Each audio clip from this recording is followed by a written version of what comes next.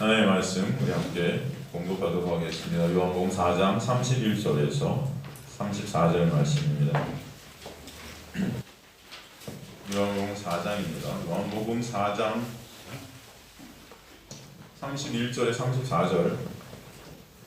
요한복음 4장 31절에 34절 말씀 찾았으면 저희 여러분 합독하도록 하겠습니다. 요한복음 4장 31절에 34절 찾았으면 저희 여러분 합독하도록 하겠습니다.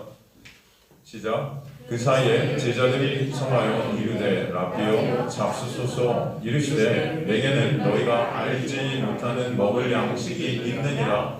제자들이 서로 말하되 누가 잡수실 것이 갖다 드렸는가 하니 예수께서 이르시되 나의 양식은 나를 보내신 이의 뜻을 행하며 그 일을 온전히 이루는 이것이니라. 아멘. 하나님 감사합니다. 오늘도 생명의 진리 말씀을 통해서 진정 놀라운 은혜를 아는 자들 되게 하시며 그 놀라운 은혜로 주님의 놀라운 역사 가운데 새로운 피조물들로 또 이 땅 가운데서 살아가는 주님의 놀라운 역사 가운데 있는 자들 될 수 있도록 이끌어 주옵소서.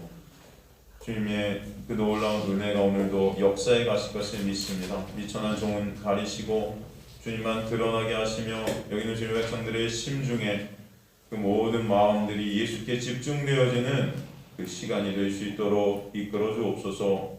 예배를 주님께서 주관해 가시고 말씀 중에 이들의 모든 것들이 예수 그리스도의 놀라운 은혜 안으로 함몰되어지는 귀한 역사가 있게 하여 주옵소서.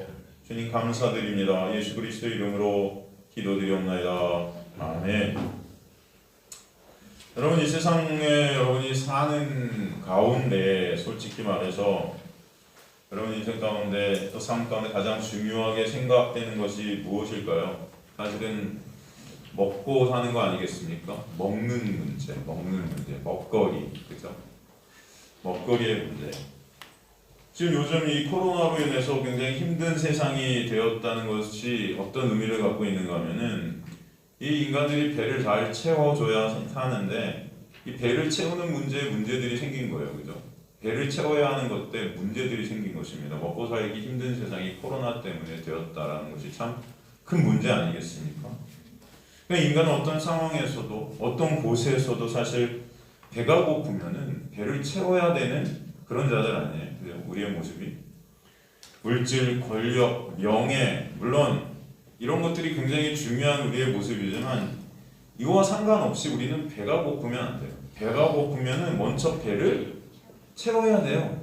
그죠? 먹어야 사는 이 육의 본질을 이길 수 있는 인간이 있을까요? 사실 없습니다. 먹는 것에 대한 이 육의 본질을 이길 수 있는 인간은 없어요. 그래서 인간들은 다 이 밥에 묶여 사는 자들이에요. 밥에 묶여 있다 우리가. 밥에. 먹는 것, 이 배를 채우는 것. 사도 바울이 뭐라고 그럽니까?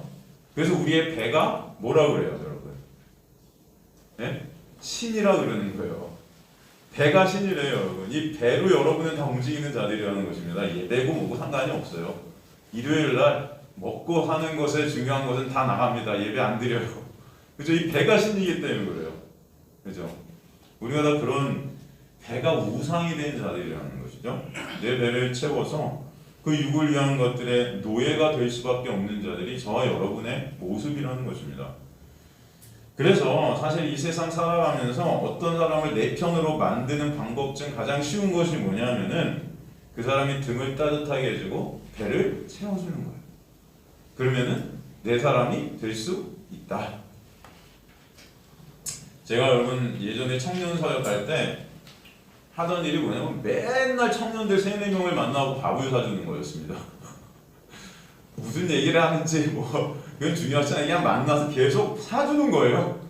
그게 밥을 사줘서 애들이랑 소통하고 계속 밥을 사줘갖고 애들 배를 채워주다 보면 어느 순간 제 옆에 와 있어요. 재밌죠? 그게 여러분 사역이었어요. 제 사역. 계속 만나서 대학교 찾아가고 직장으로 찾아가고 만나서 밥 먹자. 앉아놓고 밥 먹으면서 얘기하면 그렇게 한 5번만 하면요 예배 와 있어요. 안 나오던 애들이. 여러분 이게 우리의 모습임을 알아요. 밥에 다 그냥 이끌려 살아요 사람들. 교회에 사람이 모이게 되는 가장 간단한 방법, 이것은 뭐냐면 아주 세련되게, 아주 또 유치하게 하나님을 통해서 우리가 등 따스다고 배부르게 되는 방법들을 제가 교묘하게 성경을 통해서 잘 설명해 주면 여러분 여기 다 차게 돼 있습니다. 그죠? 여러분 나중에 우리가 이제 요한복음 5장 6장을 넘어가면서 살피겠지만, 여러분 오병이어의 그 사건을 통해서 이 사건이 일어난 다음에 인간들이 하려 한 게 뭡니까? 오병이어 다음에 인간들이 막 하려고 한 게 뭐예요, 여러분? 오병이어 기적이 막 떨어졌단 말입니다. 그리고 인간들이 하고 싶었던 게 뭡니까? 예수 그리스도를 왕으로 삼고자 했어요. 왕으로 삼고자 했어요. 왜요? 우리가 그것을 통해서 알 수 있는 게 뭐죠? 인간들은 밥 앞에서 다 무릎 꿇는다는 거예요. 그죠? 오병이어 뭐예요? 밥 주니까 밥 주는 자를 왕으로 삼겠다는 겁니다. 지금도 그렇지 않습니까, 여러분? 우리가 누구를 이제 뽑을 텐데 다 어디에 묶여 있어요? 이 경제, 밥 먹고 사는 거, 이거 잘 주면은 뽑고 싶은 거죠. 여러분의 대통령, 그렇지 않습니까? 솔직히 까놓고 말해서 우리 먹고 사는 거 잘 해주면은 그 사람 뽑고 싶은 거 아니에요. 다른 거 뭐 있어요? 도덕, 윤리, 이런 거 없어요, 여러분. 솔직히 그렇지 않습니까? 제가 볼 때는 인간들은 다 밥 먹고 사는 것에 노예들이에요. 그냥 그거 잘 해주면은 거기 굽실거리고 무릎 꿇게 되어 있습니다. 그게 우리의 본질이에요, 사실. 저는 아닌데요. 저는 도덕 윤리가 중요해요. 그래도 여러분 한번 3일만 굶어보세요. 눈앞에 밥이 막 떠다녀요. 예. 그렇지 않습니까? 그럼 왜 인간은 이렇게 밥에 묶여서 온 인생을 밥 먹는데 허비하는 밥충이들이 된 걸까요? 그 이유는 바로 아담의 범죄로 말미암습니다. 죄가 우리 가운데 들어왔기 때문이에요. 사실 죄로 물든 인간에게 하나님은 저주를 내려요. 땀을 흘려 먹고 사는, 즉 수고하고 살다 결국 죽음에 이르게 되는 저주가 우리에게 찾아오게 된 겁니다. 창세기 3장 17절에 19절을 보면은, 창세기 3장 17절에서 19절을 보면은 아담에게 이르시되 네가 내 아내의 말을 듣고 내가 네게 먹지 말라는 나무의 열매를 먹었을 때 땅은 너로 말미암아 저주를 받고 너는 네 평생에 수고하여야 그 소산을 먹으리라. 땅이 내게 가시덤불과 엉겅퀴를 낼 것이라. 내가 먹을 것은 밭의 채소인즉 내가 흙으로 돌아갈 때까지 얼굴에 땀을 흘려야 먹을 것을 먹으리니 내가 그것으로 취함을 입었음이라. 너는 흙이니 흙으로 돌아갈 것이니라 하시니라.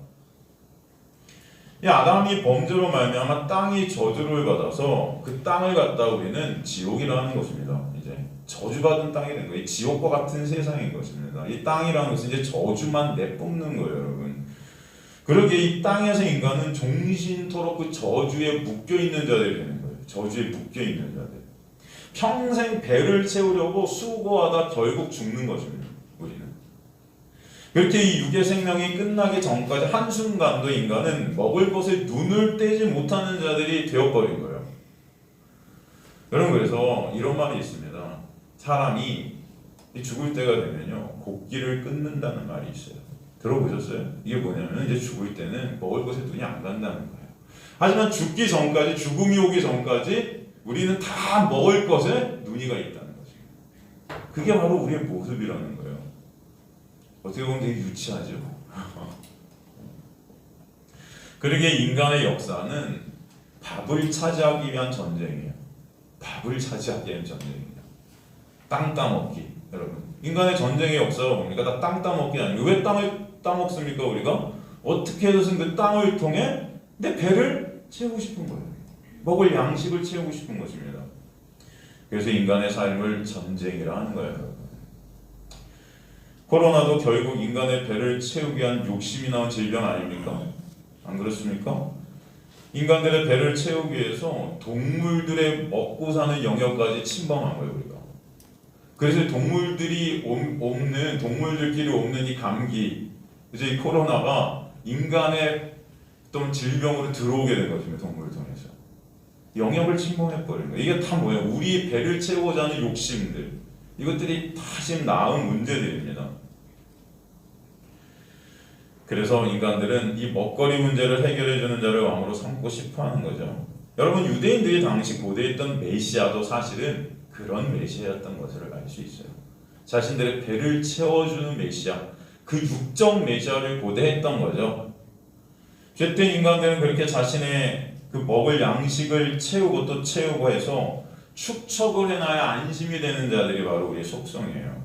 인간의 죄로 인한 그 육의 욕망이 양식이라는 단어 안에 들어있는 것입니다. 그런데 오늘 본문에 그런 육적 양식을 이야기하지 않으시는 이상한 한 분이 등장하시는데 그게 누구세요? 예수 그리스도세요. 그분만이 양식을 다른 식으로 해석하시는 것을 볼 수 있다는 것입니다. 예수께서 말씀하시는 그 양식이라는 것, 그것은 과연 무엇을 얘기하는가? 이 본문을 통해 진정한 양식이 무엇인지 우리가 알길 원하시는 거예요. 그래서 오늘도 여러분이 이 자리에 부르신 줄 믿습니다. 사마리아 여인과 대화를 시작하시기 전에 제자들이 먹을 것을 사기 위해 배가 고파서 동네로 들어갔음을 말씀을 통해 보여주시죠. 그리고 오늘 본문에 이제 그 제자들이 동네에서 양식을 갖고 예수께 온 거예요. 그리고 예수께서 그 양식, 예수 앞에 그 양식을 내놓으면서 드시라고 한 겁니다. 그런데 주님은 이미 그들에게 뭐라고 그러세요? 이미 내가 먹을 양식이 있다. 제자들이 의아해하죠. 아니 누가 갖다 준 거야? 아니 우리가 분명히 드린 적이 없는데. 예수님은 그런데 그 양식을 어떻게 그들에게 표현하시냐면은 너희가 알지 못하는 양식이라고 말씀하세요. 그죠? 32절에 이르시되 내게는 너희가 알지 못하는 먹을 양식이 있다. 알지 못하는, 이 알지라는 헬라어 에이도는 경험해보지 못한, 감지해보지 못한 그런 양식이라는 거예요. 인간들이 경험해보지 못한, 감지해보지 못한 그런 양식, 브로시스. 이게 헬라어로 브로시스인데 여기서 양식은 단순히 육의 양식을 말하는 게 아닙니다. 이 브로시스라는 단어는 사실 먹는 행위인데 이 히브리어 아칼이라는 단어에서 왔어요. 이 히브리어 아칼이라는 단어는 사실 열매란 뜻이에요. 열매. 이게 신약에 와서 11번 이 단어가 쓰였는데 이 단어가 신약에 쓰일 땐 다 예수 그리스도와 관련된 먹거리로 다 쓰입니다. 예를 들어서 요한복음 6장 27절 같은 데 보면 썩을 양식을 위하여 이르지 말고 영생하도록 있는 양식. 이 양식은 인자가 너에게 주리니 인자는 아버지 하나님께서 인치신 자. 여기서 양식이 바로 이 브로시스고 요한복음 6장 55절에도 보면은 내 살은 참된 양식이요. 내 살이 참된 양식이 되죠. 내 피가 참된 음료다. 요한복음 6장 41절 같은 데도 보면 자기가 하늘에서 내려온 떡이라 내가 떡이다. 하지만 유대인들이 예수께 대해 수군거렸다. 등등. 이 지금 양식이란 예수님과 관련된 양식에 이 단어가 다 쓰이고 있다는 것을 우리가 볼 수 있어요. 그리고 주님께서 뭐라고 그러시냐면 32절에 내게는 그랬단 말이에요. 너희가 그러고요. 나와 너희 이게 지금 대조가 되면서 이 먹을 양식, 진짜 양식은 내게만 있다는 것입니다. 내게만. 그래서 33절에 뭐라고 그래요? 제자들이 서로 말해 누가 잡수실 것을 갖다 드렸는가? 여전히 양식이 제자들은 뭔지 모르는 것입니다. 마치 사마리아 여인에게 생수 얘기를 했더니 그녀가 그 생수를 이해 못하지 않았습니까? 여러분, 이 제자들도 사실 똑같은 거예요. 지금 어떻게 보면 예수님을 그렇게 쫓아다니고 있지만 여전히 진짜 양식이 뭔지도 모르는 자들인 거예요. 이게 여러분, 저와 여러분도 이럴 수 있다는 걸 아셔야 돼요. 매주 앞에서 말씀을 듣는데도 진짜 양식이 뭔지 몰라서 여기 앉아있는 우리의 모습들도 있을 수 있다 없다? 있다라는 것을 아셔야 돼요. 여러분이 하나님의 놀라운 은혜 가운데 진정 그 양식을 아는 주님의 백성들 되시길 좀 간절히 소망합니다. 오늘 주님께서는 그 제자들에게 그죠? 이거 설명해 주시는 거예요. 사실 바로 그 제자들은 우리의 모습 아니겠습니까, 여러분? 성경을 그저 문자 그대로 국어사전식으로 보게 되면 절대 봐야 될 진짜 양식이 뭔지 모르는 자들이 우리가 될 수 있습니다. 그러게 오늘도 이 시간의 말씀을 통해 진정한 양식이 무엇인지 알게 해주실 줄 믿습니다. 그럼 제자들에게 주면 34절에서 양식이 뭔지 정의 내려주세요. 뭐라고 그러세요? 34절 같이 한번 읽어볼까요? 시작. 예수께서 이르시되 나의 양식은 나를 보내신 이의 뜻을 행하며 그의 일을 온전히 이루는 이것이니라. 정확히 나오죠? 양식의 정의가 뭐래요? 나를 보내신 이가 누구예요? 하나님이죠. 하나님의 뜻을 행하는 것, 그리고 그의 일이 나오죠. 온전히 이루는 이것. 바로 하나님의 뜻과 하나님의 일이 나옵니다. 이게 지금 예수님의 양식이라는 거예요.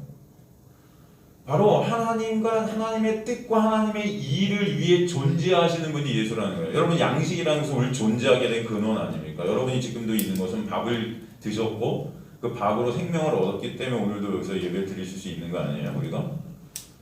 그러니까 양식은 우리의 존재 근원입니다. 사실 예수의 존재의 이유가 뭐다? 예수가 존재하시게 되는 근원, 그 양식이라는 것은 뭐다? 하나님의 뜻과 하나님의 일이다.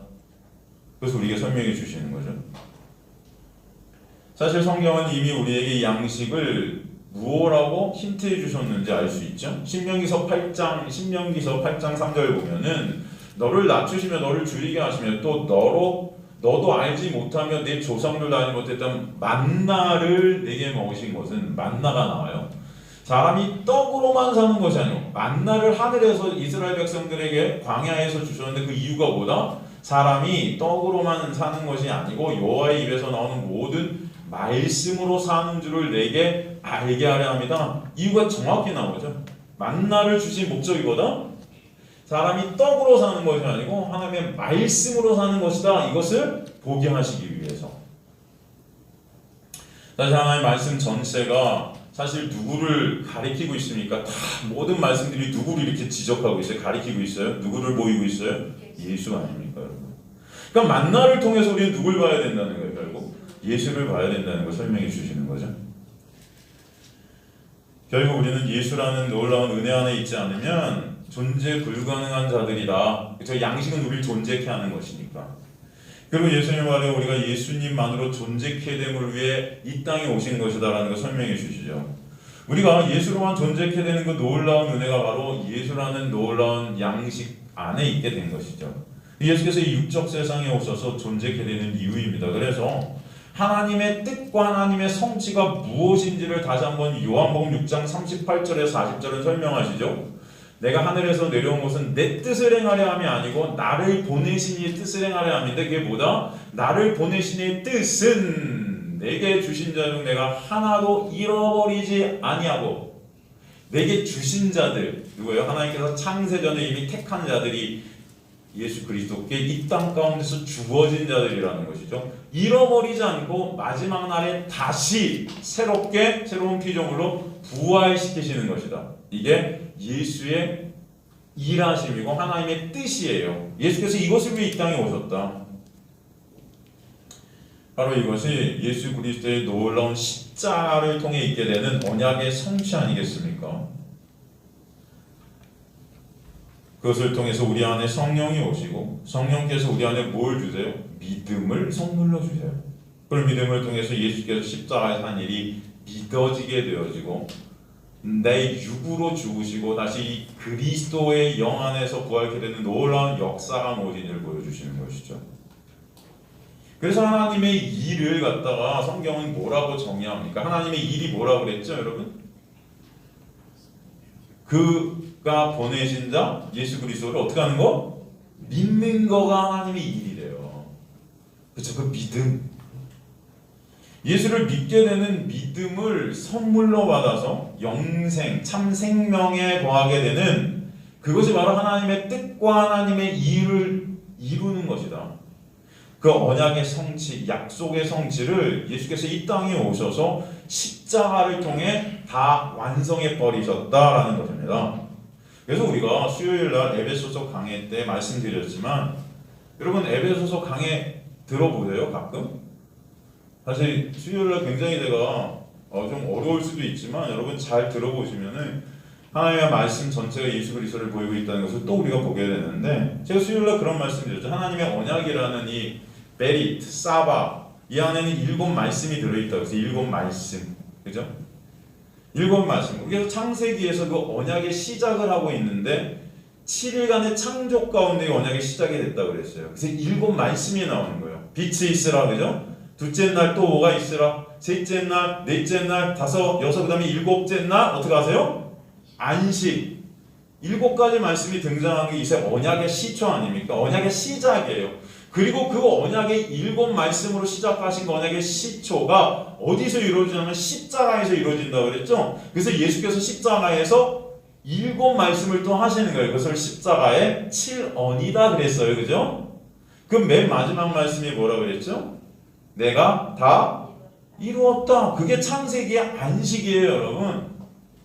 이해가 되십니까? 성경은 그래서 전체가 예수 그리스도를 통한 그 약속의 완성을 얘기하는 거예요. 아시겠습니까? 여러분 무슨 기도하고 여러분 말씀 잘 지키면 복 받고 이런 말씀이 아니에요. 성경은 교회들이 다 이런 엉터리들에 묶여 있는 건데 예수 그리스도의 놀라운 은혜를 설명하는 것입니다. 예수가 이루신 그 하나님의 일을 설명하는 게 성경이지.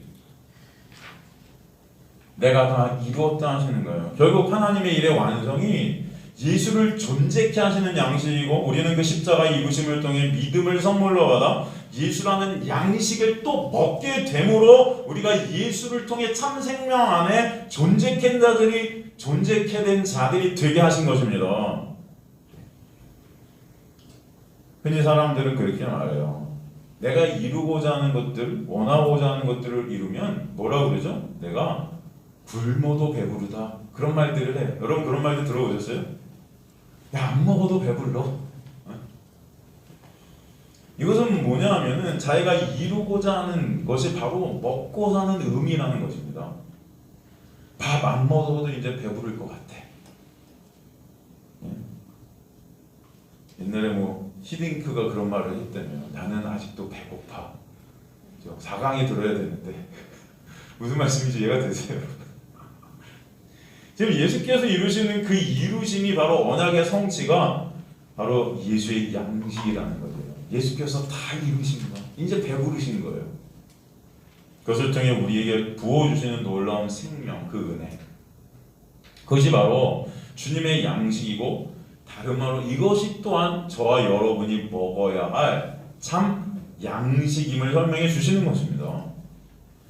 그렇게 이 생명, 진짜 양식인 예수라는 생명을 주시려고 지금 오늘도 사마리아 여인을 찾아오신 거예요. 그것이 바로 예수께서 내가 양식이 있다 하신 것입니다. 요한복음 6장 51절에서 57절을 보면요. 요한복음 6장 51절에 57절 보면 나는 하늘에서 내려온 살아있는 떡이니 사람이 이 떡을 먹으면 영생하리라. 영생한다는 것은 영원히 산다는 게 아니에요. 여러분 물론 영원히 산다는 게 지옥에서 영원히 사는 것도 영생 아니라고 그랬죠. 이것은 진짜 생명 안에 거하게 된다. 참 생명 안에. 내가 줄 떡은 곧 세상의 생명을 위한 내 살이니라 하시니라. 그러므로 유대인들이 서로 다투어 이르되 이 사람이 어찌 능히 자기 살을 우리에게 주어 먹게 하겠느냐. 그래서 여전히 육적인 것으로 보는 거 인간들은 예수께서 이르시되 내가 진실로 진실로 너희에게 이르되 인자의 살을 먹지 아니고 인자의 피를 마시지 않으면 너희 속에 생명이 없느니라. 여러분 그러니까 성경은요 문자적으로 보면 안 돼요. 여러분 이런 거 다 문자적으로 보이잖아요. 그럴 거예요? 아니잖아요. 근데 이런 것들도 문자적으로 우리는 보면 안 되는 거 여러분은 알잖아요. 그럼 다른 것들도 마찬가지예요. 다 이 안에 내용들을 보시는 거지 메시지를 보셔야지. 그럼 진짜 예수의 살을 먹고 예수의 피를 마셔? 그거 아니잖아요. 이거 무엇을 설명하는지 여러분이 이해 가시죠? 내 살을 먹고 내 피를 마시는 자는 영생을 가졌고 예수 그리스도를 믿는 믿음 안에서만 영생이 있다는 것을 먹는 걸로 표현하신 거잖아요. 마지막 날에 내가 그를 다시 살리니 내 살은 참된 양식이요 내 피는 참된 음료로다. 그 십자가를 통해 이루신 거 아니에요. 십자가에서 쏟으신 그 보혈의 역사, 그죠? 그 찢기신 그 살, 그죠? 그래서 그것을 갖다 뜯어 축사하시고 나눠주시는 거 아닙니까? 그것은 우리에게 찾아오신 하나님의 놀라운 그 은혜인 성령의 역사로 말미암아 믿음을 선물로 주셔서 그것을 먹고 마시게 한 놀라운 역사를 설명해 주시는 거잖아요. 내 살을 먹고 내 피를 마시는 자는 내 안에 거하고 나도 그의 안에 거하나니 살아계신 아버지께서 나를 보내시면 내가 아버지로 말미암아 사는 것 같이 나를 먹는 그 사람도 나로 말미암아 살리라. 내가 바로 너희에게 주기 위해 하늘에서 내려온 산떡이다. 진정한 생명의 양식이 나야. 그죠? 산떡이 예수라면 지금까지 인간들은 다른 말로 죽은 떡들만 먹고 살았다는 거예요. 그죠? 산떡은 오직 누구다? 예수. 그럼 저와 여러분이 예수를 모를 때는 다 우리는 먹고 산다는 것은 죽은 떡들이라는 것입니다. 그죠? 그런 의미가 여기 안에 있잖아요. 우리는 산떡이라는 단어 안에서 바로 이 의미를 알 수 있어요. 인간이 여러분 죽을 수밖에 없는 이유는요, 바로 산떡을 먹지 못해서요. 다 죽은 떡들만 먹으니까 죽는 거예요. 이해가 되십니까? 당장 배가 불러 살 것 같은데 결국 죽은 떡들이라는 것은 그 안에 생명이 없기 때문에 여러분은 그걸 아무리 먹어도 공갈떡 같은 것입니다. 공갈떡. 여러분 공갈 과자 아세요? 그 중국에 보면은 그걸 공갈 과자라고 하나? 속이 텅텅 비어 있어요. 안에 뭔가 창고 이게 딱 뜨면 아무것도 없고 뭐 종이 한 쪽 나오면 그거 읽어보면 거기 뭐가 써 있고 뭐 이런 거 있어요. 배가 부를 것 같은데 결국 우리는 다 굶어 죽는 독 같은 것이죠. 여러분 창세기로 가면 인간이 무엇을 먹고 죽게 되죠? 이 죽을 떡에 대해서 창세기가 우리에게 설명해 주고 있어요. 죽을 떡과 산떡이 창세기에 가면 나오고 있거든요. 여러분 인간이 어떤 떡을 먹고 죽습니까? 창세기로 가면 네? 창세기에서 여러분을 죽인 떡이 나오죠. 그 떡이 뭐죠? 제가 떡떡하니까 여러분 떡만 또 생각하시죠? 창세기에 떡이 뭐가 나와요 여러분? 에덴 동산에 뭐가 나와요? 그렇죠. 여러분 그러니까 제 소리가 이래서 어렵구나. 떡을 얘기하니까 여러분은 떡만 생각하니까 구체적으로 열매를 말했어요. 다 똑같은 의미예요 지금. 그 선악과가 사실은 우리는 죽이는 떡이었습니다. 그죠? 그럼 거기 우리를 살리는 떡이 또 하나가 나오죠. 뭐죠? 생명나무. 이게 바로 우리를 살리는 떡이었어요. 근데 인간들이 다 선악과를 먹고 죽지요. 그죠? 이 선악과라는 죽을 떡이 상징하는 것이 무엇이죠, 여러분? 혹시 아십니까? 선악과라는 이 죽을 떡, 우리가 그걸 먹고 죽는데 이게 선악과라는 이 죽은 떡이 상징하는 게 뭐예요? 바로 율법이죠. 율법, 그죠? 이게 뭐예요? 스스로의 힘으로, 스스로의 노력으로, 스스로의 능력으로 하나님 자리에 서려 하는 인간의 그 율법을 통한 영광 쌓기. 나의 영광을 챙기려는 저주 안에서 죽어가는 자들이 되는 것입니다. 그래서 결국 수고하고 무거운 짐을 지다가 다 꼬꾸라지는 거예요. 이게 바로 율법의 효과 아닙니까? 이제 이 세상은 그 율법 안에 갇혀 있게 된 것입니다. 죄로 인해서 죽을 떡을 먹으러 말이야, 선악과를 먹으러 말이야. 그래서 죽은 자들이 세상에 된 거예요. 그래서 성경에 보면 이사야서 같은 데 보면 이 세상을 무덤이라고 그러잖아요. 그래서 무덤. 다 죽은 떡을 먹고 죽게 된 무덤들이 된 거예요. 이 땅, 저주의 땅. 그럼 에덴 내 생명나무가 상징하는 그 생명의 산떡인 이 누구죠? 바로 예수죠. 우리가 여기서 질문을 하나 할 수 있어요. 여러분, 아담과 하와가 선악과를 먹고 죽게 되었는데 그렇다면 바로 생명나무를 주셔서 살게 하시지 왜 그들을 내쫓으셨을까요? 네? 바로 그냥 살게 해주시지. 그런 생각 안 해보셨어요? 해보셨어요? 안 해보셨어요? 관심 없으세요? 아유, 목사님 성경에서 들으니까 여기 와서 그냥 억지로 듣고 있으세요. 지금 뭐 관심 있어요. 이게 아유 힘들어 죽겠는데 먹고 살기도. 그래서 오늘 먹고 살기 힘든 얘기 하는 겁니다, 여러분. 왜 그러셨을까요? 왜 세상으로 내쫓으시고 오히려 생명나무를 못 먹게 그쵸 천사들을 통해 그것을 막아버리셨어요. 그것이 바로 하나님의 일하심을 우리에게 말씀해 주시는 거죠. 여러분 인간을 창조하신 목적이 뭐라고 그랬어요? 우리가 왜 창조되었습니까? 네? 여러분 우리의 창조의 목적은 우리가 생명을 얻는 것에 있지 않아요. 이런 말씀 드리면 여러분 또 헷갈리실까? 여러분의 구원에 있는 게 하나님의 목적이 아니에요. 인간의 목적이. 이미 여러분은 창세 전에 택함 받은 자들이라고요. 제가 말씀드리는 게 뭔지 이해가 되시기 바랍니다. 여러분은 하나님께서 창조하신 목적은 뭐에 있다? 하나님의 영광에 있다 그랬어요. 하나님의 영광에 있다는 것은 여러분 안에 진정 마음속 깊은 곳에서 하나님의 은혜로 말미암게 되는 그 찬송함이에요. 찬송함. 주님 감사합니다.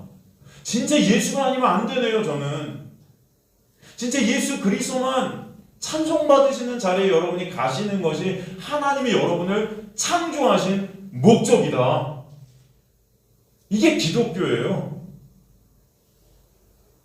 내가 구원받고 그 천국은 내 천국이고 내가 거기서 좋은 맨션에서 살고 무슨 뭐 이런 게 아니에요. 여러분 다 나잖아요. 그건 내가 우상이라니까요. 다. 그게 아니고 진짜 나는 십자가에서 죽고 내 육이 삭제되어져서 이제 내 구원을 내 스스로의 힘과 노력, 수고하고 무거운 짐으로 가는 게 아니라 하나님의 놀라운 은혜로 그 모든 것을 이루어주신 그 은혜 가운데 그 은혜만 찬송케 되고 그 은혜만 바라보게 되고 그 은혜로 영광을 올려드리게 되는 게 하나님의 목적이라고요.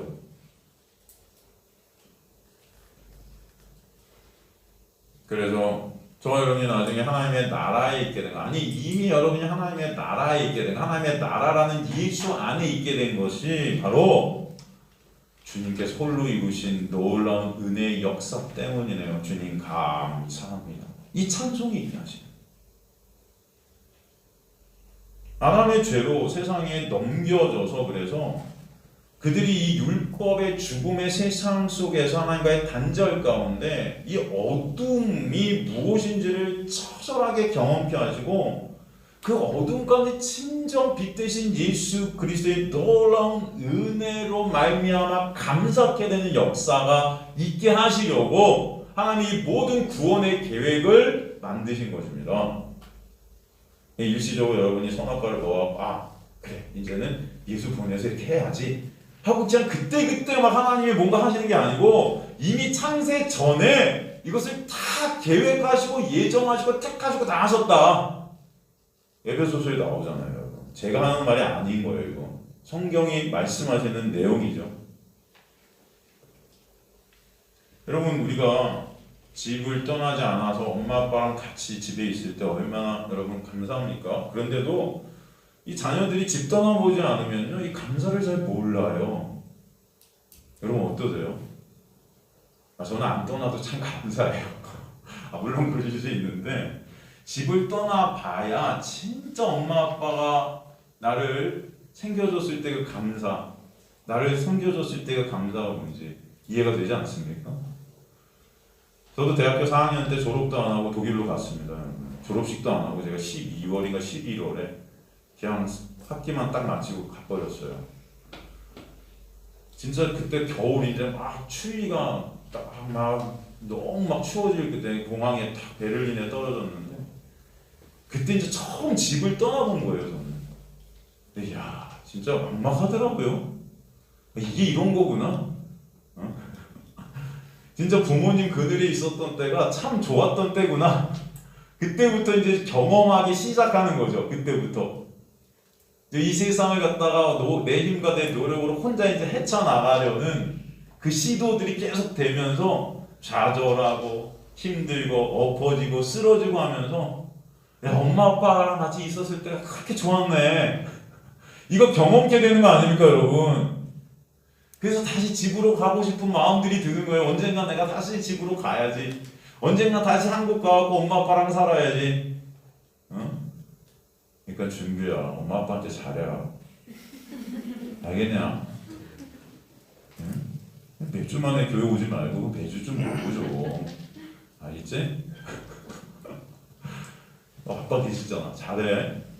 제일 너랑 닮은 아빠. 제가 준규가 만만해서 그런 게 아니고 사랑스러워서 그래요. 여러분. 제가 언제부터 알았는데요.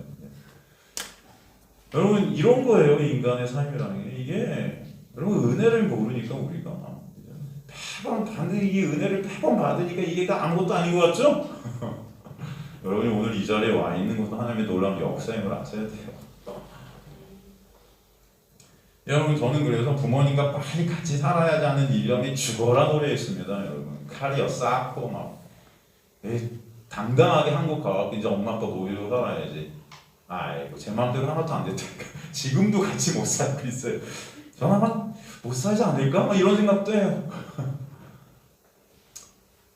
여러분 제 마음대로 안 되는 인생, 이 인생길에서 야 진짜 예수님의 은혜가 아니면 안 되는 거 이거 배우게 하시는 거 아니겠습니까? 하나님께서 여러분에게 그 은혜를 알게 해주신다면 그것이 하나님의 놀라운 역사임을 아직 간절히 소망합니다. 내 마음대로 안 되는 인생길, 어두운 인생, 고달픈 인생, 전쟁 같은 인생을 통해 진정한 하나님의 은혜를 알게 해주시는 여정이 신앙생활이에요. 여러분 싸가지 없는 인생들 한번 보세요. 이 고생을 안 해봐서 그래. 가만히 보면 이 싸가지 없는 인생들이 있거든요. 가만히 보면 이 고생을 안 해봐갖고 이 부모 고마운 줄 몰라. 이 돈이 귀한 줄 모르니까 돈의 가치를 모르니까 이게 그냥 싸가지가 없어지는 거예요. 돈만 있으면 자기가 다 안 줄 알고. 그러니까 어렸을 때부터 자식이 해달라는 거 다 해주면 안 돼요, 여러분. 또 이런 말을 왜 하지 진짜. 아직 부모 귀한 줄 몰라. 해주지 마십시오, 제발. 여러분 싸가지 없어져요, 진짜. 여러분 부모, 여러분 자식들이 어디 가서 싸가지 없다는 소리 들으면 좋아요? 좋습니까? 갑자기 복음 얘기하다 왜 하니 이러잖아. 여러분 이 시대는 가치가 상실된 시대예요. 가치의 상실. 진짜 가치가 뭔지 사라졌다는 거예요. 너무 많아. 사람들이 갖고 싶은 것들을 다 가질 수 있는 시대가 되어버렸어. 이 포스트 모더니즘의 시대. 이런 얘기하면 그렇지만 여러분 이 은혜에 대한 가치를 모르니까 사람들이 하나님 앞에 싸가지가 없는 거예요. 여러분 진정 그 은혜를 아는 자들이 되시길 간절히 소망합니다. 저는 그래서 오늘도 말씀을 통해 은혜를 설명하는 거예요. 여러분 진짜 하나님 앞 좀 싸가지 있으시라. 율법의 세상 속에서 그래서 아주 그냥 처절하게 수고하고 무거운 짐을 한번 져봐야 은혜가 얼마나 감사하고 고마운지 아는 자들이 될 줄로 믿습니다. 그래서 여러분 이 세상으로 넘기신 거예요. 파라디도미. 지금도 보면 예수 그리스도만을 바라보게 되고 감사하게 되는 자들은 율법 아래서 쫄쫄이 고생을 해본 자들이에요. 솔직히. 물론 그 율법이 여전히 우리 뼛속 깊숙이 뿌리 박혀서 여전히 내 의로 내 정죄로 여전히 나만 보는 자들이 우리지만 그럼에도 하나님의 놀라운 빛의 은혜를 통해서 그런 나를 알게 하시고 예수가 아니면 안 되는 놀라운 은혜를 보게 하시니 이게 너무나 감사하지 않겠습니까? 오늘 드라마에서 그런 말을 하더라고요. 인간의 세상 속에서 네가 어둠으로 들어가서 깊은 어둠 속에 있게 되면은 네 자체가 그냥 어둠인 줄 착각하게 돼. 그 어둠과 빛도 구별 못하는 그냥 어둠이 돼버려. 근데 거기 정말 빛이 비치면은 내가 지금 어둠이구나를 알게 되는 거예요.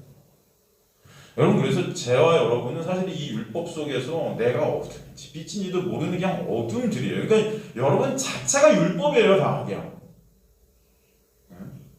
근데 거기 하나님의 은혜의 빛이 딱 떨어지면은 내가 어둠이구나가 알게 되는 거죠. 이게 은혜라고요. 여러분 진정 이 은혜가 여러분에 있게 되길 간절히 소망합니다. 그래서 구약을 우리에게 먼저 주시는 거예요. 구약은 뭐예요? 율법 아닙니까?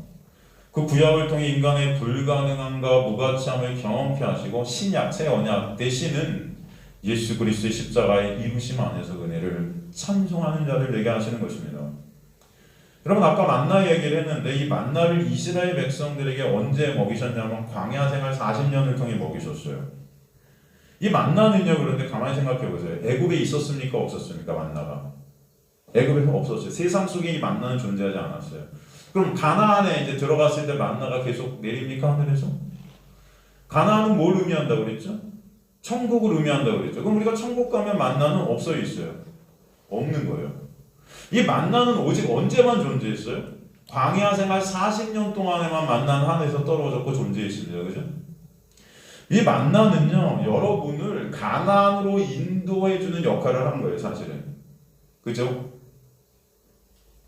그 과정을 갖다 그래서 교회라고 하는 것입니다. 교회. 사도행전 7장 38절 보면은 뭐라고 그러냐면은 이 광야가 교회다 그래요. 광야가 뭐다? 교회다. 그래서 광야 생활에만 만나를 주신 것은 결국 무엇을 말씀하시는 것이냐면 만나를 통해서 우리는 이 교회를 통해서 우리는 천국에 들어가게 되는 양식이 되게 하신다. 천국으로 인도함 받는 양식이 바로 만나다. 여러분, 이스라엘 백성들이 가나안으로 들어갔다는 것은 신약에 와서 어떤 의미죠? 우리에게? 신약에 오면은 그 천국이 어떻게 했다 그래요? 가까이 왔다 그러죠. 그 천국은 누구를 의미하는 겁니까? 신약에서는 이제 예수를 의미하는 거예요. 예수가 천국이에요. 천국의 본체세요. 그러니까 그 천국이 여기 있다 저기 있다 하지만 천국은 누구 안에 있다? 안에 있다 그러는 거예요. 바로 예수가 우리 안에 오실 때 우리 안에 천국이라는 것입니다. 이게 그죠? 그러면 이스라엘 백성들이 가나안으로 들어갔다는 것은 신약적인 의미에서 우리가 예수 안에 있게 되었다는 것인데, 그럼 다시 한번 우리가 생각해 볼 때 만나가 이스라엘 백성을 가나안으로 인도하는 매개체 역할을 했다면 그럼 신약에서 우리가 예수 안으로 인도되어지는 그 매개체 역할이 뭐라는 거예요? 만나의 역할을 한 게 뭐라는 것입니까? 네? 바로 그 만나가 율법이라는 거예요. 율법. 이런 갈라디아 3장 24절에서 25절을 보면은 모모가 우리를 그리스도께 인도하는 몽학 선생에 대해 우리로 하여금 믿음으로 말미암아 의롭다함을 얻으려 했다. 뭐예요? 그 모모가 율법이죠.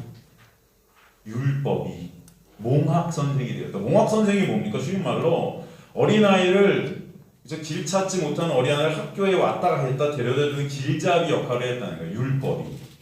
그죠? 그 율법이 길잡이. 누구에게 인도하는 길잡이? 예수께로 인도하는 길잡이. 여러분, 율법의 그 인도함의 길잡이의 역할은 어떤 것이었습니까? 인간의 죄를 보게 해주는 거였죠. 그래서 우리가 죄덩어리인 우리의 모습을 봐야 우리가 어디로 가게 되는 거예요? 예수께로 가게 되는 것입니다. 그래서 율법이 우리가 죄의 힘을 알게 해주는 그 도구가 되게 하셔서 예수께로 가게 된 거죠. 만나가 바로 그 역할을 한 거예요. 그래서 율법도 선한 것이고 율법도 복음이다 사도는 이렇게 말하는 것입니다. 만나가 가나안으로 들어간 이스라엘 백성들의 더 이상 필요가 없어서 이제 끊어졌듯이 예수 안에 들어가게 된 여러분에게는 이제 율법이 소용이 있다 없다? 없다는 거예요. 그래서 로마서 8장에 보면은 오직 그리스도 안에 있는 자에게는 결코 뭐가 없다? 정죄함이 없는 거예요. 왜? 율법이 이제 적용이 안 되는 거야. 없는 거예요. 소용이. 예수 안에서 율법은 이제 더 이상 소용이 없습니다. 여러분. 그 율법은 예수 안으로 들어가기까지 역할이에요. 이해가 되시죠? 근데 여전히 우리가 예수 믿는다 하면서도 율법에 묶여있다? 이거는 말이 안 된다는 거죠. 이거 지켜야 돼. 주일 성수해야 돼. 뭐뭐 해야 돼. 11조 안 드리면 죄야. 이건 말이 안 된다는 거예요, 여러분. 왜? 예수 안에서 다 이루어진 거기 때문에. 이제 더 이상 만나가 내릴 필요가 있어요, 없어요? 없는 거예요. 우리는 예수라는 놀라운 은혜 아래 있게 된 것입니다. 이게 바로 천국이라니까요, 여러분. 예수 안에 있는 성도는 이미 의롭다 칭함을 받은 의인들이에요. 율법은 죄인임을 깨닫게 하기 위해서 주어진 것이 의인에게 주어지는 것이 아닙니다. 그래서 이제 여러분에게 율법은 필요가 없어요. 적용이 안 돼요. 그럼 만나는 왜 율법의 역할을 한 거죠? 만나가 왜 율법이죠, 여러분? 만나가 이스라엘 백성들에게 40년 광야를 통해서 떨어지자 이스라엘 백성들이 뭐라 그래요? 만나의 이름의 의미가 뭐라 그랬어요? 뜻이 뭐라 했어요? 이게 뭐야? 하찮아 보이는 거예요. 매일 이것만 먹어. 열받는 거예요. 예? 여러분에게 매일 그냥 교회 2년, 아니 1년 나오는 동안 예배 끝나고 컵라면만 줬다. 제가 장담하는데 여러분 중에 불평불만이 나올까요, 안 나올까요? 나오죠. 오늘도 목사님 컵라면, 다음 주도 컵라면, 그 다음 주도 컵라면. 야, 진짜 우리 교회는 무슨 컵라면 사장님이야, 목사님이? 뭐 이런 말이 나올 거예요. 목사님이 강창만 집사님이랑 친하신가? 왜 어떻게 컵라면만 주지? 뭐 이런 말 나올 거란 말입니다, 여러분. 그러면서 불평불만이 매주 쏟아가 나올 거예요, 이게. 근데 이들은 40년을 하늘에 떨어진 만나만 먹었어. 그러니까 불평불만이 쏟아지는 걸 통해 이게 말이 이거는 여러분 한번 그 당시에 가보세요. 하나님이 얼마나 이 놓아졌는지. 인간의 불평불만. 이게 뭐예요? 신이 된 인간은요, 자기가 먹고 싶은 걸 먹어야 이게 직성이 풀리는데 입맛에 맞지 않는 거지 같은 이게 뭐야? 이런 거 먹으니까 이 인간의 속성이 다 터져 나오는 것입니다, 여기서. 그래서 하나님께 대적하는 거예요. 불평하고 불만을 터뜨려 막 대적하는 거예요. 여러분, 제가 계속 컵라면 와갖고 이제 권사님들이 그러시겠죠, 목사님. 사람들이 불평이 많아요. 이제 다음 주는 김밥도 주시고 좀 우리 한 사람씩 해갖고 이제 먹읍시다. 안 돼요, 컵라면. 제 목회는 컵라면입니다. 가세요. 여러분, 그럼 이제 대적하는 거예요, 저랑. 온 성도가 하나가 돼서 컵라면 싸움이 벌어지겠죠.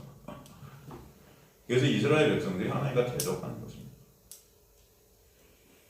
바로 하나님은 이 만나를 통해서 그런 그들의 실체를 보게 하시는 거예요, 여러분. 내가 하나님과 대적할 수밖에 없는 이런 존재였구나. 네? 그게 뭐예요? 내가 바로 죄인이구나. 이거 보게 하시는 거예요. 하나님과 대적하는 자가 죄인 아닙니까, 여러분? 그 만나가 돼서 율법의 역할을 했다는 것이에요. 율법이 뭐예요? 우리가 결국 죄인임을 깨닫게 되는 거잖아요. 죄를 끄집어내시는 거예요. 율법이 예수를 가리키고 있듯이 그래서 만나도 예수 그리스도를 가리키고 있는 것입니다. 그래서 성경 전체가 예수라는 참 생명의 떡을 보여주시고 계신 거예요. 그 생명의 떡을 우리가 먹어야만 살 수 있다는 것을 알게 해주시는 거예요. 그래서 요한복음 6장 48절에서 51절을 보면은 너희 조상들은 광야에서 만나를 먹었어도 죽었거니와 그런 말씀을 하시네요. 그리고 내가 하늘에서 내려온 참 생명의 떡이므로 이것은 이제 먹어도 죽지 아니한다 하시는 거예요. 만나를 통해 우리는 먹어도 죽어야 되는 우리의 실존을 보게 하시고 이제는 진짜 만나를 통해서 보여주신 그 생명의 떡 대신 예수 그리스도만으로 살 수 있다는 것을 알게 해주시는 것입니다. 그래서 만나가 율법을 상징하므로 만나 즉 율법은 죽이는 역할을 하고 그 역할을 통해서 참 생명은 오직 예수 그리스도에게만 있다는 것을 알게 해주시는 그 하나님의 구원의 일하심이고 역사라는 것이에요.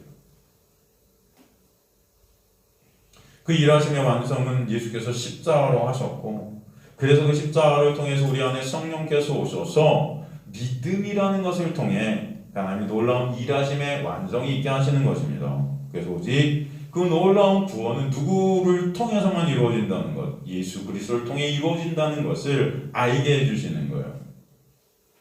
그런데 여전히 말씀을 지켜야 될 율법으로 보고 있는 자들은 인간의 칭찬과 자랑, 인간의 의로 인간의 영광을 쌓아가고 그것으로 멸망케 되는 자들이에요.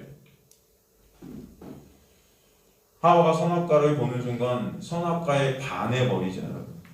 여러분 인간은요 율법에 반해버릴 수밖에 없는 자들이에요. 뭐라 그래요? 야 너무 매력이 넘치는 거예요. 선악과가 먹음직스럽고 보암직스럽고 우리를 지혜롭게 할 만큼 탐스러워 보이는 거예요. 여러분 율법이 그런 것입니다. 이 못 먹고는 못 배기는 게 율법이에요. 여러분 아시겠습니까? 율법 지킴이라는 것, 내 행함이라는 것, 어떤 것들 내가 선한 어떤 행위들, 말씀 지킨 어떤 행위들, 여러분 인간은 이 행위라는 이 율법을 먹지 않고서는 못 배기는 존재들이에요. 인간은 행해야 그 행함으로 내 의의를 쌓아야 만족하는 존재들이에요. 그 행함이라는 것이 그렇게 먹음직스럽고 보암직스럽고 탐스러워 보입니다. 아시겠습니까, 여러분? 그래서 뭔가 행하게 해줘야 여러분 교회가 살아있는 것 같은 거예요. 네? 막 직분들 주고 막 세우고 사람들 막 해갖고 일하게 해야 돼. 일하게 막 행하게 해야 돼요, 여러분. 말씀 지키세요, 계속. 이거 행하세요, 저거 여러분 그렇게 해보신 적 있으신 분들 여기 있죠? 교회 생활하시면서 진짜 열심히 맨날 교회 가면 일요일날 제일 힘들어. 일요일날 뼈 빠지게 아침부터 저녁까지 일만 해. 그러다 집에 오면은 그냥 잠들고 월요일날 막 출근하는데 죽을 것 같아. 저도 그랬어요. 우리 청년 사역할 때 청년들이 목사님 저 월요일 제일 피곤해. 왜? 주일날 제일 힘들어. 뭐 네가 하는 일이 그렇게 많아? 나보다 많이 일해? 그럼 할 말 없어. 아 죄송합니다. 야 난 새벽부터 지금까지. 그럼 이제 그게 속으로 아니 너는 목사잖아. 그럼 우리가 다 그러면 그런데 그 행하지 않으면은 내가 죽은 것 같아. 그렇게 하다가 여러분 하지 마세요 하잖아요. 근데 뭐 해야 되지? 뭐 해야 돼? 교회 가기가 싫어. 먹음직스럽고 보암직스럽고 이게 너무 탐스러워 보여서 이거 죽는 건지 알면서도 이거 하고 있는 거예요 우리는. 여러분 그런 모습들을 생각 안 해보셨어요? 여러분 30년 신앙생활 하시면서 그런 인간의 행위를 또 저는 칭찬을 한다고 생각해보세요. 야, 우리 권사님이 어떤 걸 하지? 야 할렐루야. 자 우리 권사님 이거 하셨어요. 박수 칩시다. 그럼 또 야, 우리 이거 한 거 진짜 야, 아니에요. 아, 제가 뭘 했어요. 겉으로는 이러죠. 집에 가면서도 계속 이 마음속에 뿌듯함이 있는 거예요. 아, 우리 목사님 칭찬해주고 성도들이 박수치고 역시 난 우리 교회 나오길 잘했어. 막 이 마음들이 막 있고 여러분 행한 거 하나하나 제가 다 우리 조현진 권사님 오늘도 이런 일 하나 야 진짜 이거 사셨어요. 이거 야 이 의자 박수 다 쳐. 이야 여러분 진짜 우리 교회 잘 만난다.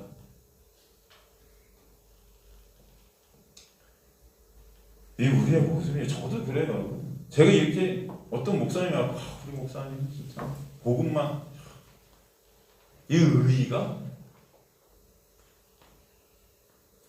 그래서 고래도 춤추면 고래도 칭찬하면 춤춘다. 인간은 어떻겠습니까, 여러분? 이런 사람들이 선한 일, 좋은 일, 자원해서 봉사하고 뭐라 그래요, 다들? 왜 이런 거 한다 그래요? 보람을 느낀다는 거예요, 보람. 그 말은 내가 이런 일을 하는 그 내가 참 대견스럽다는 것입니다. 이 자기 의, 자기 자랑이 여기서 막 나오는 게 떳떳해 보이고 훌륭해 보이고 당당해 보이는 거예요, 이게. 그래서 봉사하는 사람들이 힘들어도 하는 거예요.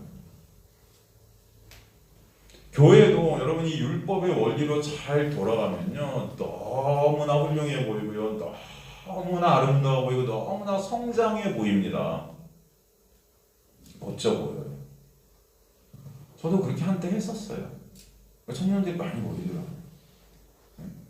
매일 30-40명씩 전도 나갔어요. 매일 일요일만 되면 아주 뭐 50명이 동대문 일대를 막 여러분 얼마나 애들이 눈에서 빛이 나는 줄 아세요?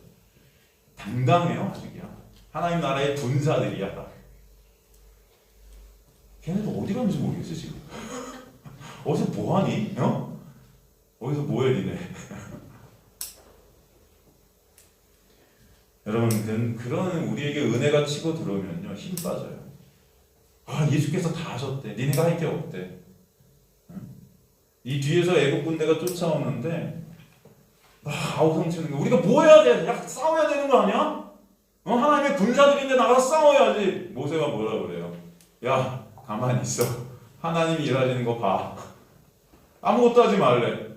뭐야, 죽으라는 소리야? 힘 빠지는 거죠. 이 다 무기력해지는 게 은혜가 오게 되면. 내가 할 게 없구나. 근데 여러분 그 자리에서 진정 하나님의 은혜의 일하심을 여러분이 매 순간 깨달아고 알게 되면 여러분이 하시는 이 일, 그 행함이 이제는 그 의가 되는 것이 아니고 예수의 놀라운 은혜 때문에 행하는 자들이 되게 하실 거예요. 근데 그 행함은 뭔지 모르겠어요, 저도. 뭔가 하시겠죠. 여러분 맨날 뭔가 하니까. 하긴 하잖아요. 오늘도 식사하시고 오셨잖아요. 청소도 하시나요, 집에서? 교회 와서도 뭔가 하실 거 아닙니까, 여러분? 그런데 그게 놀라운 은혜로 인해서 있게 되는 역사가 되게 하실 것이라는 거예요. 율법을 통해 인간의 행함을 끌어내서 자기의 의 쌓기는 여러분 마약을 끊는 것보다 어렵습니다. 뭐보다 어렵다? 그러니까 이건 안 끊어진다. 불가능하다. 율법과 행함은 마약과 같이 함운할수록 강도가 세집니다. 그걸 아셔야 돼요.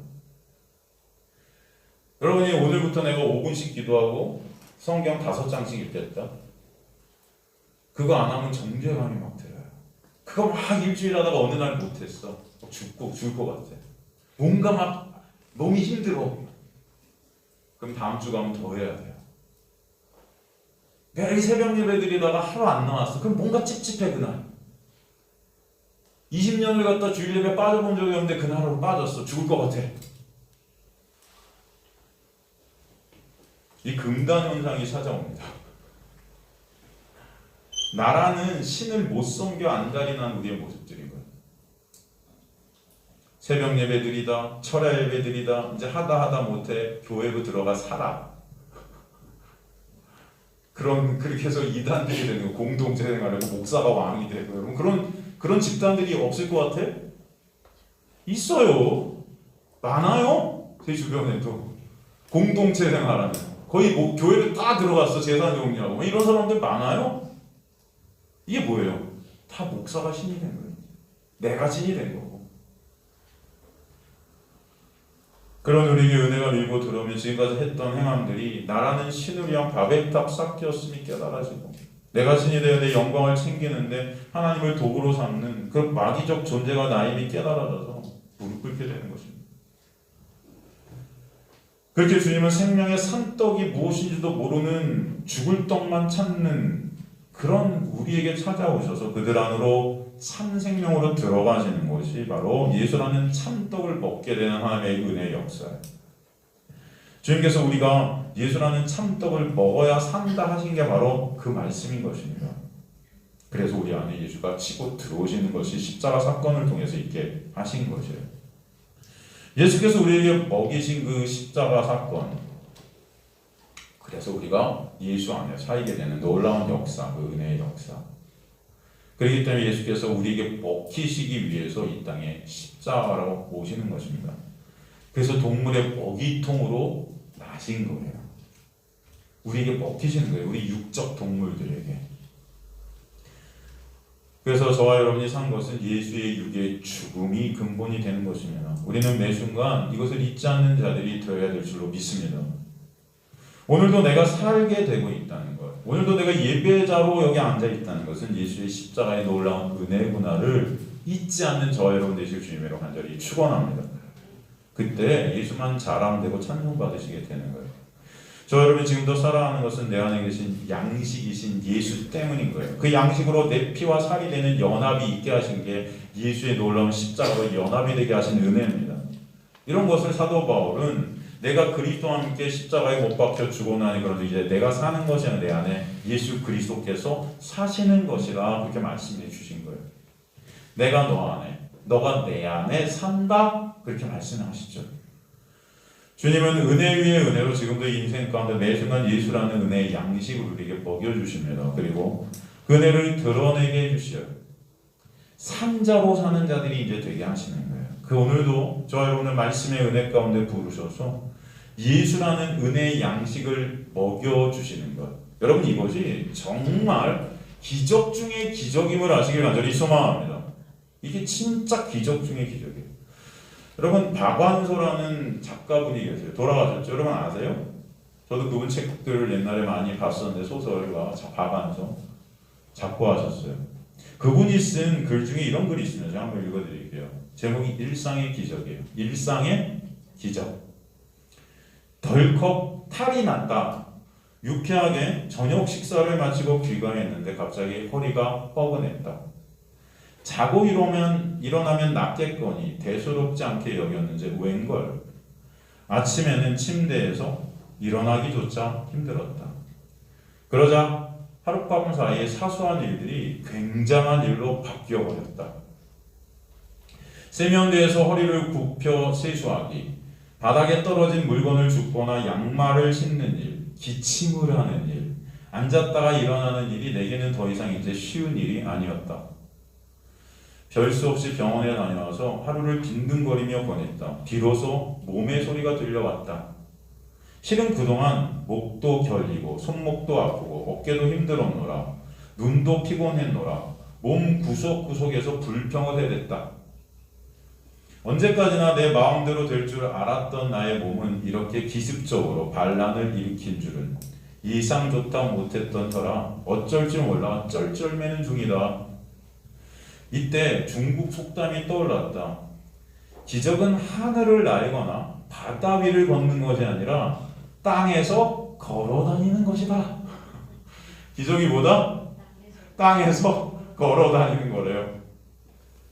예전에 싱겁게 웃어넘겼던 그 말이 다시 생각난 건 반듯하고 짱짱하게 걷는 것이 결코 쉬운 일이 아님을 실감하게 되었기 때문이다. 괜한 말이 아니었다. 아프기 전과 후가 이렇게 명확하게 갈리는 게 몸의 신비가 아니고 무엇이랴? 얼마 전에는 젊은 날에 윗분으로 모시던 분의 병문안을 다녀왔다. 연년에 걸쳐 점점 건강이 나빠져 이제 그분이 자기 힘으로 할 수 있는 것은 눈을 깜빡이는 정도에 불과했다. 예민한 감수성과 날카로운 직관력으로 명성을 날리던 분의 그런 모습을 마주하고 있으려니 한때 빛나던 재능도 다 소용없구나 싶어 서글픈 마음이 들었다. 돌아오면서 지금 저분이 가장 원하는 것은 무엇일까 생각해 보았다. 혼자서 일어나고 좋아하는 사람들과 웃으며 이야기하고 함께 식사하고 산책하는 등 그런 아주 사소한 일이 아닐까? 다만 그런 소소한 일상이 기적이라는 것을 깨달았을 때는 대개는 너무 늦은 뒤라는 점이 안타깝다. 우리는 하늘을 날고 무리를 걷는 기적을 이루고 싶어 안다라며 무리를 한다. 땅 위를 걷는 것쯤은 당연한 일인 줄 알고 우리는 살아간다. 사나흘 동안 노인네처럼 파스도 붙여보고 물리치료도 받아보니 알겠다. 타인에게 일어나는 일은 나에게도 일어날 수 있는 일이라는 것을. 그게 걱정하지 말라는 진단이지만 아침에 벌떡 일어나는 일이 감사한 일임을 이번에 또 배웠다. 건강하면 다 가진 것이다. 오늘도 일상에 감사하며 살자. 지금 감사를 느끼고 계시는가? 우리들이 입으로는 감사를 외치지만 진정으로 느끼는 사람은 참 적은 것 같다.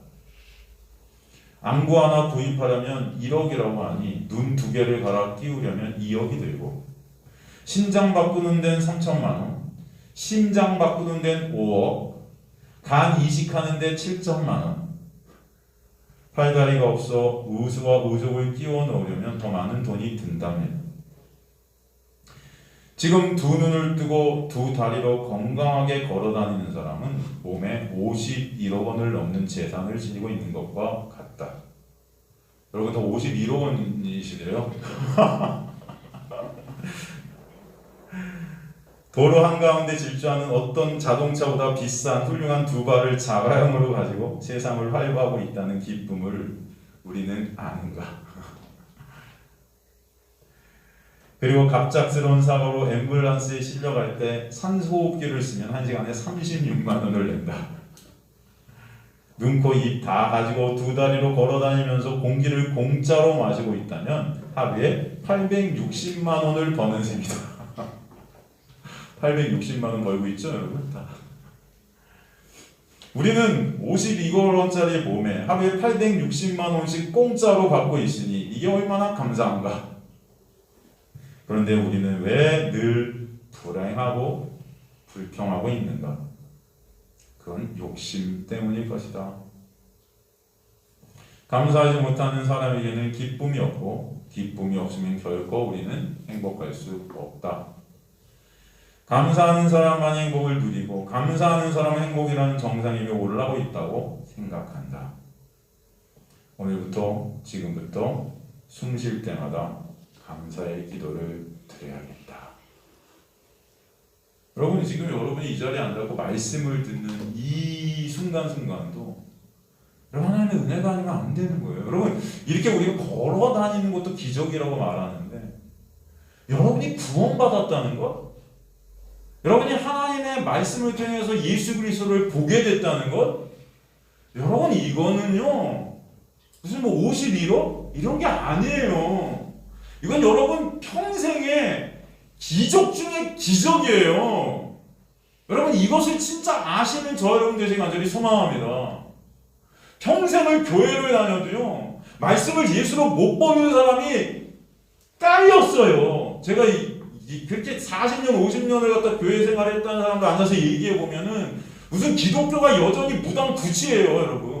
그런데 여러분 여기서 우리가 예수 그리스도의 은혜를 보고 있고 십자가의 놀라운 역사를 여러분이 보고 있다는 말씀을 통해 이거는 여러분이 지금 걸어다니는 이런 문제, 이런 기적은 이 사람들 그걸 기적이라고 하지만 여러분 이런 기적의 몇만 배 아시냐고요.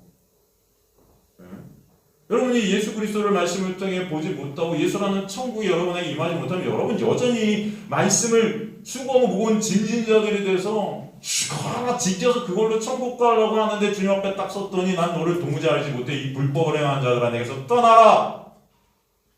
그런다면은 여러분 이게 얼마나 마음이 터질 것 같냐고요. 그런 여러분에게 찾아오셔서 그래서 진짜 은혜가 뭔지를 오늘도 보여주셨다? 여러분 이것은 여러분이 그냥 숨 쉬고 걸어다니고 내가 하고 싶은 거 하고 이런 정도의 기적과는 차원이 다른 어마어마한 기적임을 반드시 아시길 진정 소원합니다. 여러분이 진짜 그 은혜를 안다면은 여러분 진짜 이 은혜를 전하지 않을 수 없는 자들이 될 줄로 저는 믿어요. 그죠? 진짜 이게 기적 중에 기적이라 한다면 여러분 누굴 만나도 나에게 기적이 일어나다. 기적이 진짜 기적이 뭔지 알아?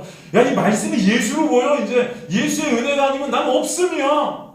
예수의 십자가 이거 놀라운 보혈의 공로는 정말 이거는 말로 표현을 못하겠어. 이 은혜의 복음을 전하지 않을 수밖에 없죠. 응? 그 사도 바울이 16만 킬로를 걸어 다니면서 복음을 전한 거 아닙니까? 여러분 이 은혜가 너무나 감사해서 여러분 복음 전하는 내 행위로 내 의를 쌓아라 이런 말이 아니고 진짜 은혜하는 자들이 되시길 간절히 소망합니다. 그때 여러분 정말 감사가 여러분 안에 있게 될 줄로 믿습니다. 내가 지금 일어나 숨 쉬는 이 시간도 감사한데 걸어다니는 이 시간도 감사한데 정말 죽어 있어서 알지 못했더니 하나님의 놀라운 은혜를 우리 눈이 띄어지고 귀가 열어지고 우리 마음속에서 이것을 은혜라고 받아들여진 이 놀라운 역사가 얼마나 감사한가. 이 감사가 여러분의 진정 놀라운 은혜의 역사임을 아시기를 주님으로 간절히 축원합니다.